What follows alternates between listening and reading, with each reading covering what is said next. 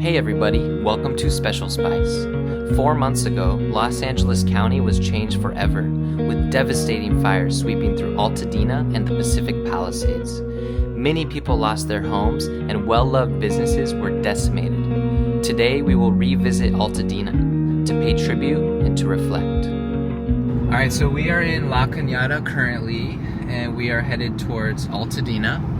So a little background. So neither of us have really been to Altadena since the fires, but we both do have a lot of memories over there. So in the early days, in the early aftermath, we of course were curious to see what it looked like, but we didn't want to feel like gawkers and like be in people's way and kind of offend people just going in, taking pictures and all that. So we wanted to wait, give it a good chunk of time, but now that 4 months has passed, we feel like the timing is right to check it out. And partially just because, for personal reasons, just to kind of relive some of those memories and kind of get some, not closure, but some, maybe a little bit of a feeling of peace in the aftermath of the situation. So that is our plan for today. And a little bit of closure for me, because I lived there last year, you know. Just know that through this process, we'll just try our best to be very respectful. And also, people are still struggling out there. And so we'll definitely be giving links for ways that you can help out families that are still struggling. Yeah, some of the best organizations that are out there, which is part of the aim of this. We are looking to see who is out there and what they're doing and what they need. So we pulled over on the side of the road. We're at the boundary of La Cañada and Pasadena in the Devil's Gate Reservoir area nearby the Cajamarca watershed. And we can see right here basically the line where the fire stopped. So it started further down, but you can see where it stopped because up above we see the greenery, the bushes, the chaparral, some trees, and then it looks way more bare starting right there. But there's little fresh green grass because we did have a lot of rain between February and April. So it's making its slow rebound. And in the foreground you can see the water that's all there from the rains that we had this winter and spring. I just wanted to mention how this kind of all worked. So we have Edison Power. They have these towers. There's towers that go along these mountain ranges, and there were 3 of them side by side, and one of the older ones wasn't supposed to be getting a charge, and they usually take the power out of them when there's a massive windstorm. And these winds were coming over this mountain at up to 100 miles per hour. So something happened, because they caught it. There's an Arco that had a video camera pointed right up the mountain, and you could see it very clearly when it arced, and the sparks went down. It was so dry, and there was so much dead kindling that it was like a blowtorch from that point there, just spreading out and coming down the mountain. And there's people that of course, they took out their cell phones and took footage of it, and it is so scary watching how fast it came down the mountain. And yeah, our hearts really go out to these people. A really dear friend of mine used to live in Altadena, and I loved him very much. And he already has passed, but I had millions of memories going to parties at his house, and yeah, it's gone too. So Altadena's on the other side of this ridge, and that's where we're gonna head next. So we are officially in Altadena. No, it's nice to see that this didn't burn down. I used to take this way to go to work every day. This is my first time back in here since November. Yeah, so right now we're kind of at the boundaries of the fire. So we're at Lincoln and Woodbury, and generally everything north of Woodbury and everything east of Lincoln burnt. Not everything, but like that's where the good chunk happened. So between Eaton Canyon and Lincoln, north of Woodbury. So far we really haven't seen like businesses that had burned to the ground in this commercial area, but we might be seeing that soon, because sadly 9,000 structures burned in the Altadena area. About 6,000 of those were homes. So very, very sad. And a lot of those people are still trying to figure out what the next step is. You know, they're between hotels and friends' houses. So yeah, so we're starting to see some of the fire damage, but it's really hit and miss around here because we're on Woodbury. So if looking to the right, there'd probably be no fire damage, and left it's going to be really hit and miss. Oh, this is the Arco right here. Tell them about what happened at that Arco. Yeah, so there's a camera that was pointed up the mountain over here. Yeah. That caught the spark, and that's how they, figured out how it happened, how it started. So we're about to see a lot more. So if you look left, this is the Army Corps of Engineer working on clearing debris, because now we're really in the zone where a lot of things burn.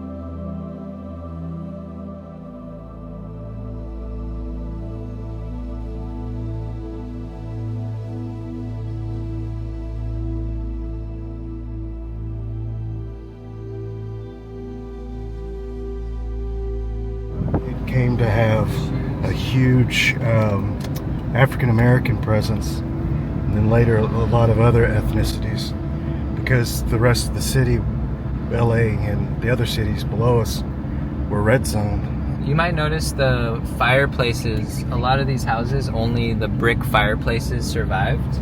So we're still on Fair Oaks, and it's interesting to see because a lot of these huge trees survive, well at least are standing.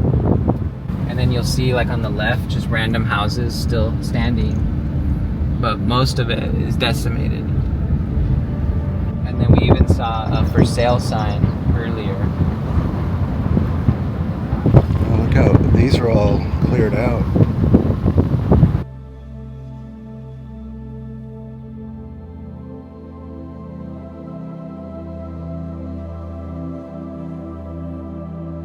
These signs are talking about how they're a bit annoyed with developers being so quick to move in and capitalize on the pain and loss. So there's a sentiment of Altadena is not for sale. It's a very strong movement to keep this for the middle class. Some flowers there. I feel like that's a metaphor. New life finding its way.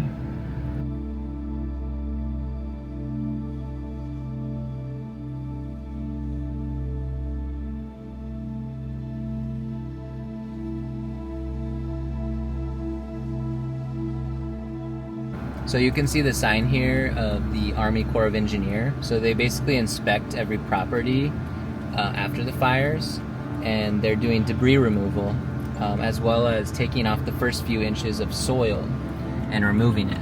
But this time, FEMA didn't want to pay for doing the tests on the soil for toxicity. So recently the LA Times did it themselves. They started testing soil around the area for toxicity, and no surprise, it is very toxic. This property's hazardous materials removal is complete. That is the EPA. Thank you, EPA and Army Corps, for your dedication and hard work. Yeah, it's just weird how obviously very few people live here right now, nor would you maybe want to because of the soil. Look at these houses did not burn down here. Yeah. So it's weird around here where almost everyone you see is a worker, even on a Saturday. We did see some people at their property. Looked like they were picnicking or something. Yeah. That's right. They were on lawn chairs, just kind of, hey, this is our home, sitting in the shade.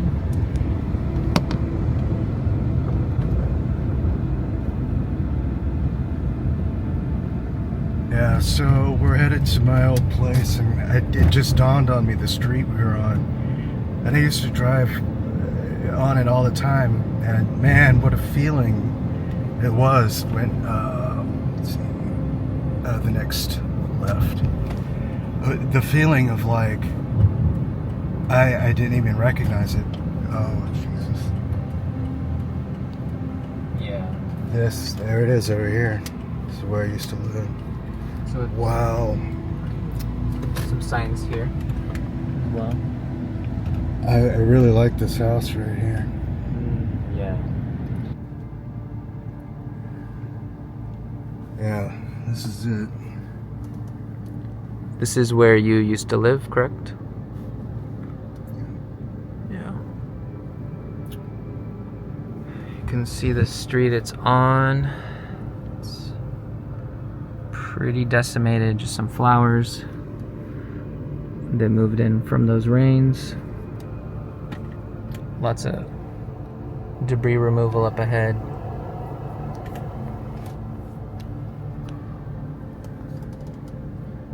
Wow, look, check this out. So, her house burnt, but the ones behind it didn't. Yeah. So it took the brunt of the fire. Yeah. I don't really see a lot over there. There's one over there that survived. The randomness of it, just little changes in the wind or what products are used for certain yards or homes. Yeah, just Yeah. 15 feet from here. I lived in the front section. Yeah. And that wasn't that long ago. No, it was last year. Yeah. It was about... It was October, because on Halloween I walked around the block as the sun was setting, and I was taking pictures of all the houses with their Halloween decorations, and just because they were beautiful houses. Yeah, I'm sorry, dude. That's rough.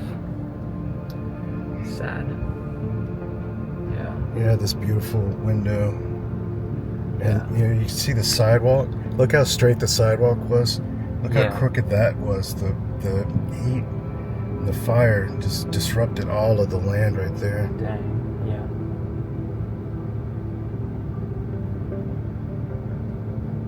Man, it's wild. And look, there's the succulents right there that are right here. Oh yeah, 100%. Right there, yeah. Yeah.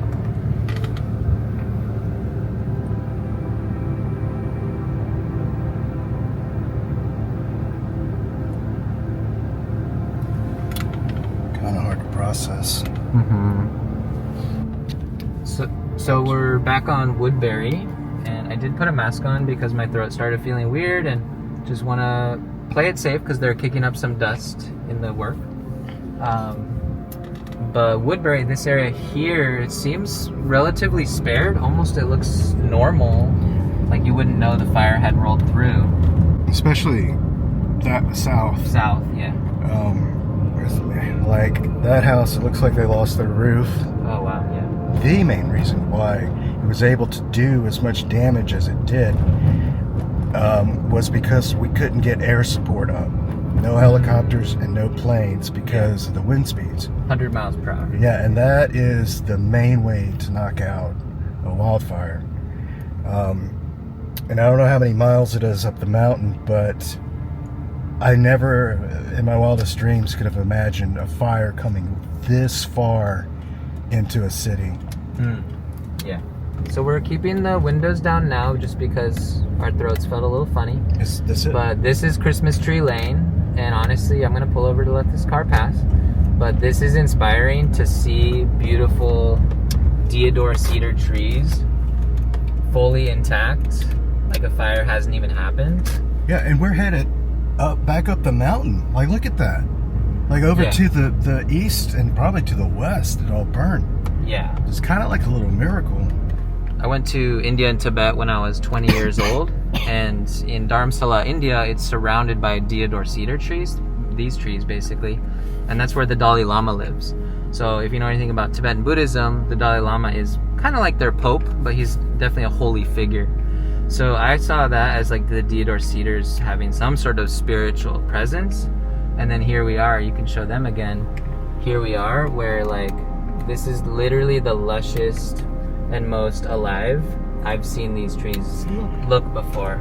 Do you think because of the type of tree, like maybe they held more moisture so they didn't burn? Yeah, that's the theory. I mean, obviously there's spiritual theories of them being spared, but the scientific theory is that they hold, and they are watered more because I haven't even said yet. Have to be. I haven't even said yet. Every December, it's Christmas Tree Lane, where they string lights on these trees, and my wife Mo and I, you know her from Special Spice, we always come here and drive up and drive down, and you see all the Christmas lights. In fact, just 5 months ago in December, we did that, and I'm really glad we did because we got to see it. But look, just this close, we have fire damage, and it just goes to show that like these trees were like a protective quality in this part of the neighborhood.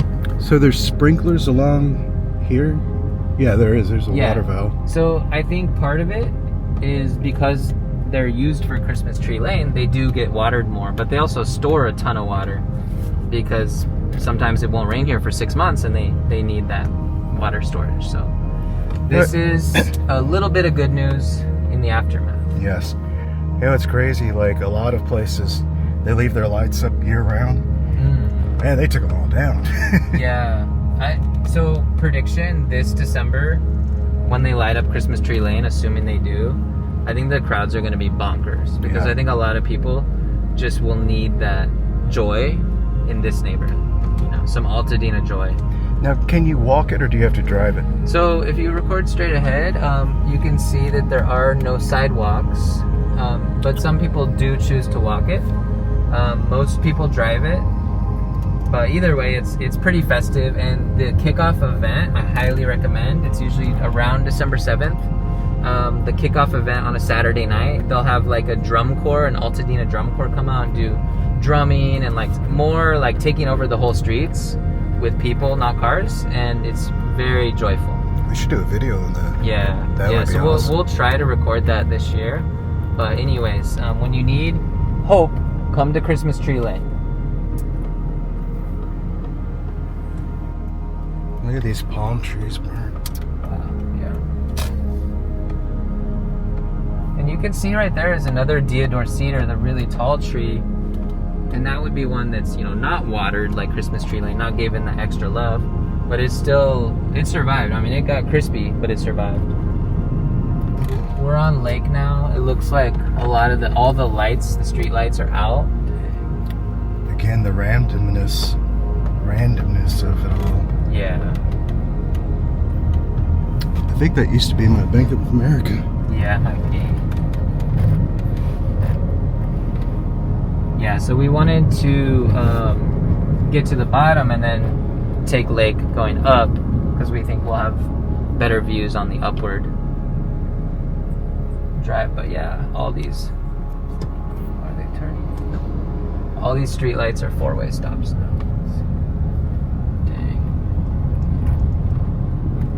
What this is. Yeah, we've seen a lot of tent pop-ups just around. I assume it's helping people who still need help, maybe free food or something.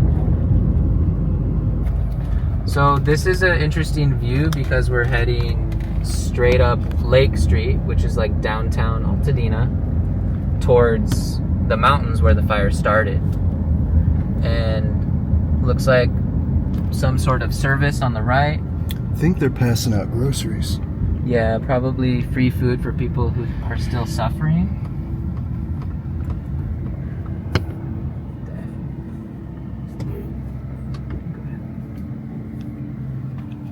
You guys are working, you go ahead, buddy.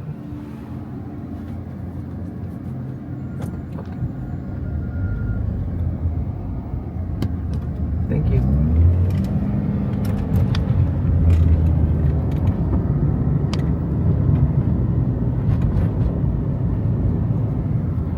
Yeah, I think... That was my Bank of America. Yeah, that's right.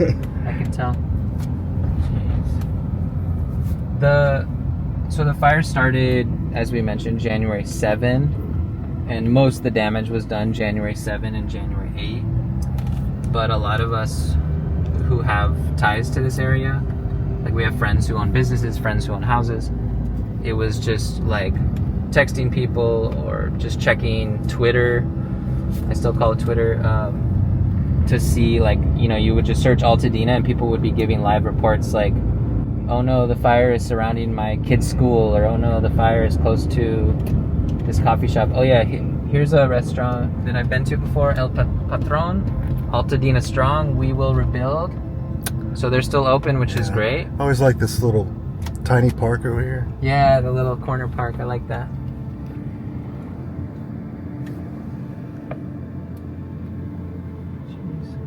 Oh, that's the Bunny Museum. Oh, the Bunny Museum. So this is like a shrine because it did burn to the ground. But none of the bunnies burnt. Thank God. Well, I was out of town at the time. Were there alerts sent out? Yeah, so there was tons of text alerts going out onto people's phones. There is a little controversy about some people in West Altadena weren't getting the text alerts soon enough. So it was not a foolproof system. And then of course on my side of things, you know, we're pretty far from here, I don't know, 10 miles, but we got like a false alarm that said the fire is in your neighborhood, prepare to evacuate, which was not accurate. So there were flaws in the system, but it did save a lot of lives because a lot of people, it was basically like exit immediately, people getting texts.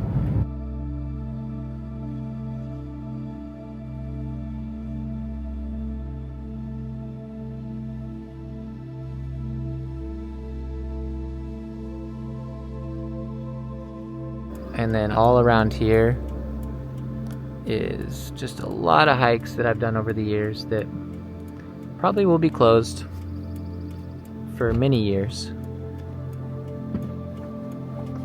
A big thing in the aftermath is kind of trying to preserve as many trees as possible, because there was a controversy of them kind of, any tree that looked slightly burnt, they would just, you know, just cut it down as like, you know, oh, it's a safety hazard. But a lot of the locals were saying, hey, you know what, like trees do evolve to know how to survive. Yeah, like look, that one looks like it pretty much all of it burnt up and there's greenery at the top. Yeah. So you're proving your point right there. Yeah, trees have mechanisms to survive getting burnt. I mean, not burnt to a crisp, but if they're partially burnt, they can come back in 10, 20 years. So a lot of the neighbors were saying, hey, like, leave those trees alone. So we're headed towards Eaton Canyon where the fire started, but interestingly, there seems to be less destruction here, less damage. My theory is the fire started on the mountains and then the wind was blowing it west on the mountains, so that by the time it actually dipped down into Altadena, it was probably closer to the lake area, to Lake Street.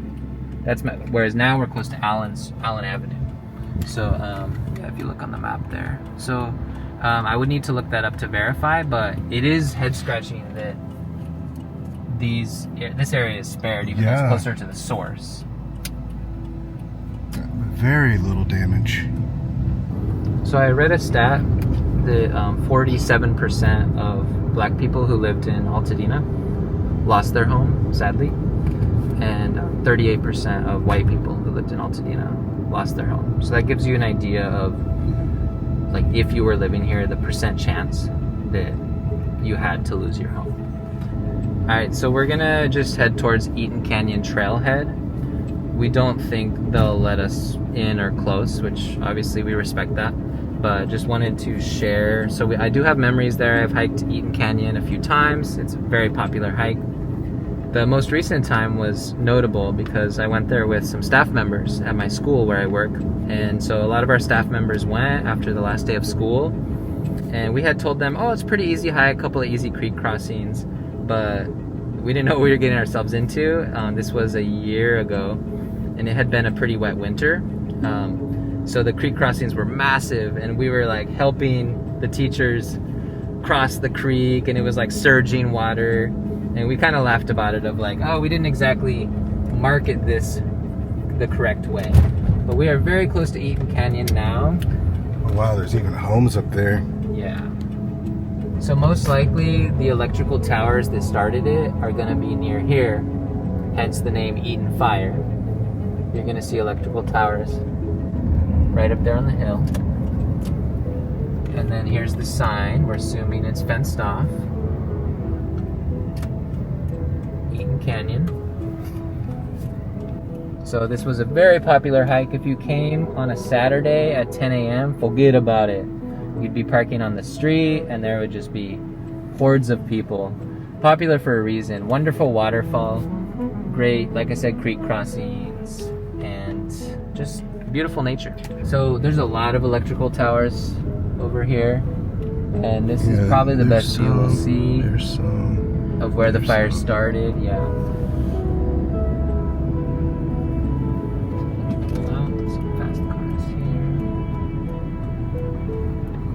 So do you think all of this was ablaze? I do. Yeah. Yeah, I don't know how low it went. And to our left, not much damage. Yeah. But yeah, that looks like it was scorched earth a few months ago. Yeah. Eaton Canyon natural area and trails closed until further notice. Yeah. I kind of see a line over there from like green. You know, those are really lively trees and stuff to these that are crisped. Yeah. I was in Florida when this all started, and I had no idea the first, maybe even second night, and then my mom brought it up like something offhand, like, aren't you worried about the fires? Like, what fires? And then when I looked up, I was like, ah! Yeah. Especially with how close this is to my place. But just, I was worried about you. There was one that was close to our other buddy. There was one, Hollywood. Yeah, and then of course the really big one in the Pacific Palisades. Yeah. And that one started first, right? Yeah. Yeah, the Palisades fire I think started late morning on January 7th, and then the Eaton fire was nighttime. By the time I got back, there was it wasn't over. I mean, the fires weren't contained. It was a few days later, and actually, when I was flying in, I saw the Palisades. You know, because it came in at night, and wow, just I saw the fire from above. Yeah. From the airplane. Yeah. I got some pictures of it. Yeah, and it.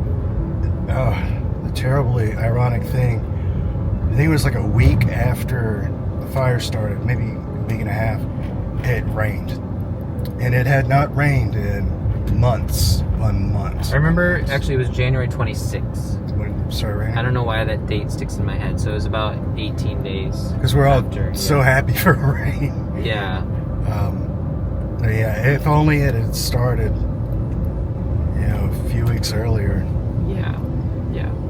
And then just from like our perspective of being in Eagle Rock when the fires were starting, the first few days, well, obviously the air quality was horrible, but then there was just this feeling of insecurity because fires just seemed to be popping up left and right. Yeah. It just seemed hellish, just like hell, where it was just like, where's the next fire gonna pop up? It felt like whack-a-mole, and the firefighters were getting spread so thin. And so you're kind of just, so we all downloaded an app called Watch Duty. Definitely check it out if you haven't. Amazing app, I think volunteer run.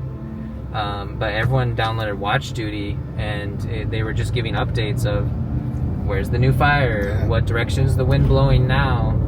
And so it was a really surreal time. And so we had school the January 8th, the day after the Eaton fire, which was a mistake. So I'm a teacher, so I went in and not many kids showed up and the sky was black. But then January 9, 10, school was canceled. So we just kind of had, you know, everyone stay home, stay safe. If you have an air purifier, turn it on. Air purifiers were selling out in all the markets. It was really a surreal time. Reminded me of COVID, how just suddenly everything changed, you know? Right, yeah. And I want to just speak to some of the misconceptions that have gone around. You know, we've lived in California, LA for many years now, and this was a freak event, you know. And there's just very, very little you can do from the ground when you have a wildfire like that. Yeah. If you need that air support, but helicopters and planes cannot fly and those winds that speed. So that is why it did as much damage as it did. And man, we love our firefighters. Yeah, the sleepless nights and all the work that they put in, amazing. And then we'll go ahead and mention that we will put a QR code on the screen of ways you can donate, because our thought is, you know, this was 4+ months ago, and at first the help was flooding in, the donations. We went to an event out in Arcadia where people were donating pillows, blankets, etc., toiletries. You know, my wife has a coffee shop, and we were taking our own donations, and people were so ready to help. It was just like, it was a traffic jam to get into this massive racetrack. And my thought was, as is with events like this, is people forget. And it's natural, you know, there's going to be something else that's going to happen. Right. And the import of an event goes down just naturally. That's right. This is the time to really, really reach out and help these people. Like I've said a couple times, these were middle class, even lower middle class people that's houses burned to the ground. Some didn't have insurance. You know, some even with insurance, they are struggling. They are struggling really, really badly. And if you're into more direct support where you know exactly where it's going, there are a lot of GoFundMes, and you can really choose the person and the situation that you think would be most impactful. So that's one way.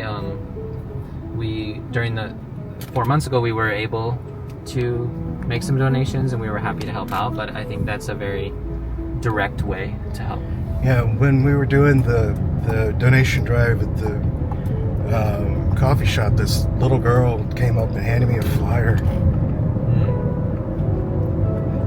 I don't get emotional about it, but it was a GoFundMe. Like, she lost her house and stuff. So this stuff is real, and these people are still in a lot of pain and could really, really, really use our help and support.